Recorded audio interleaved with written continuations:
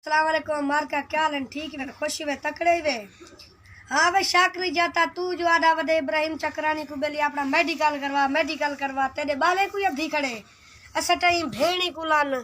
यही धी 14 पुत्र तड़ी हर आवन वाली नस्ल को में मत देसा धी कुलान वरी उंदाला ई गाल निकलदा तू दा जीना भिरा खादी बैठे तड़ी भेण को मैं यासा अगर ऊ कोई गाल नहीं करने ना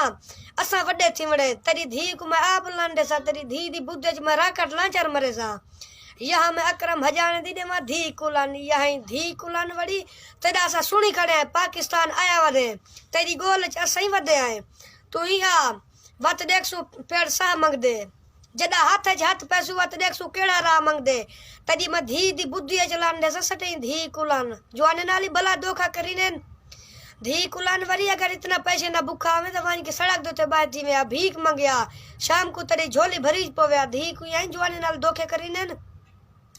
गलती माफी गलती दी होंदी धोखे दी नहीं होंदी ते को मिलसू सटे धी कुलान